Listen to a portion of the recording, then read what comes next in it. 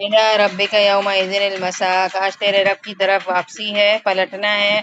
فلا صدق ولا صلی، تو اس نے نہ تصدیق کی اور نہ نماز ادا کی۔ تصدیق کا کیا مطلب ہے؟ یعنی اس انسان نے رسول اور قرآن کی تصدیق کی اور نہ نماز پڑھی، یعنی کہ اللہ کی عبادت نہیں کری اور رسولوں کی تصدیق نہیں کی۔ اس نے بس یہی سمجھا کہ اسی طرح چلتا رہے گا اور کوئی رسول نہیں ہے اور کوئی اللہ کی بات نہیں ہے، تو کل قیامت کے دن اس کے پاس حسرت کے علاوہ کچھ نہیں بچے گا۔ وَلَٰكِن كَذَّبَ وَتَوَلَّىٰ، پھر جھٹلایا اور روگردانی کی۔ ثُمَّ ذَهَبَ إِلَىٰ أَهْلِهِ يَتَمَطَّىٰ، پھر اپنے گھر والوں کے پاس اتراتا ہوا گیا۔ اپنے گھر والوں کے پاس اتراتا ہوا گیا کا کیا مطلب ہے؟ کہ دنیا میں بس ایک کیئر فری زندگی، اور ادھر جا رہا ہے ادھر جا رہا ہے، اور ایک تکبر کی چال ہے جیسے کوئی بات ہی نہ ہو۔ اولا لک فاولا ثم اولا لک فاولا، افسوس ہے تجھ پر، حسرت ہے تجھ پر، ہائے خرابی تیرے لیے۔ ایحسب الانسان ان یترک سدی، کیا انسان یہ سمجھتا ہے کہ اسے بیکار چھوڑ دیا جائے گا؟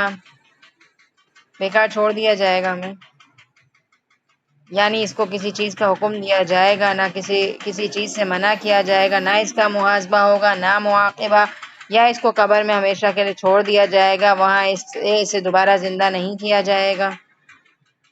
بتائیں، ہمیں پتہ ہے نا کہ ہم اکیلے وہ بیکار نہیں چھوڑ دیے جائیں گے، کچھ نہ کچھ ہوگا ہمارے ساتھ۔ ایسا مسلم ہمارا عقیدہ ہے obviously، کہ ہم دنیا میں آئے ہیں تو بیکار نہیں ہیں، ہمارے اوپر کوئی دیکھ رہا ہے، ہمیں واچ کر رہا ہے، اتنے اہتمام کے ساتھ ہم دنیا میں آئے ہیں۔ مطلب لوگ پتہ نہیں کیسے اللہ کو نہیں مانتے کہ اللہ تعالیٰ قیامت کے دن ہمیں دوبارہ زندہ کریں گے۔ اگر انسان اپنی پیدائش پر ہی غور کرے نا کہ کس طرح سے انسان کو اللہ نے پیدا کیا ہے، ایک نطفہ، پھر ایک قطرہ، اور پھر سارے مراحل سے گزر کے انسان دنیا میں آتے ہیں، اور ایک کے بعد ایک اسٹیپ ہے، بچپن، جوانی، بڑھاپا، پھر بڑھاپے کا پھر لیسٹ حصہ، اور پھر دنیا سے انسان چلا جاتا ہے۔ تو یہ سرکل اس بات کے لیے کافی ہے کہ جس رب نے اتنے اہتمام کے ساتھ ساری چیزیں چلائی ہیں، وہ کیسے انسان کو خالی چھوڑ دے گا؟ مطلب پتہ نہیں کیوں نان مسلمس کو یقین نہیں آتا۔ ہمیں اللہ توفیق دے کہ ہم بہت سارے نان مسلمس کو بھی مسلمان کرنے کا ذریعہ بنے، کیونکہ بہت سمپل سی بات ہے، بس عقل پھر جاتی ہے نا، مت ماری جاتی ہے، تو انسان کو کچھ سمجھ نہیں آتا۔ اگر انسان غور کرے تو اللہ جو ہے نا اپنی ربوبیت کائنات کے ہر حصے میں دکھا رہے ہیں۔ روز سورج خود نکل جاتا ہے، چاند خود نظر آ جاتا ہے، ستارے اپنا کام کر رہے ہیں، ہوا چل رہی ہے، اور بارش ہو رہی ہے، اور ایک لمٹ میں ہو رہی ہے بارش، چلا اللہ رہا ہے، روک اللہ رہا ہے، سمندر چل رہے ہیں ایک ہی رفتار سے، کنٹینیوسلی حرکت کر رہے ہیں، اس کے اندر سے طرح طرح کی مخلوق نکلتی ہے، پراؤنز نکلتے ہیں، فشز نکلتی ہیں، اور طرح طرح کی اللہ تعالیٰ کی قدرت کی ایک ان گنت لسٹ ہے جو کہ ہم نے اپنی زندگی میں پورا مطالعہ بھی نہیں کیا۔ کیا کیا اگا رہے ہیں اللہ تعالیٰ، مطلب کوئی ایسی چیز نہیں ہے کہ ہم اللہ کی پہچان نہ کر سکیں۔ ہر ایک شے میں ربوبیت اپنی دکھا رہا ہے، پھر بھی انسان کیا کر رہا ہے؟ مان نہیں رہا اللہ کو۔ الم یکن نطفۃ من منی یمنی، کیا وہ ایک گاڑے پانی کا قطرہ نہ تھا جو ٹپکایا جاتا تھا؟ ہماری حقیقت کیا تھی؟ ایک نطفہ ہی تو تھے ہم، جسٹ ایک نطفہ تھے، چھوٹا سا ایک ٹکڑا، سمجھتے ہیں نا کتنا چھوٹا سا قطرہ ہوتا ہے وہ، اور پھر اس سے جو پروسیس ہوتا ہے پھر انسان بن کر سامنے آتا ہے۔ پھر اللہ تعالیٰ واقعی یہاں مراحل خود ہی بتا رہے ہیں جو میں آپ کو آلریڈی بتا چکی۔ پھر وہ لوتھڑا، لہو کا لوتھڑا ہو گیا، پھر اسے اللہ نے پیدا کیا اور درست بنا دیا۔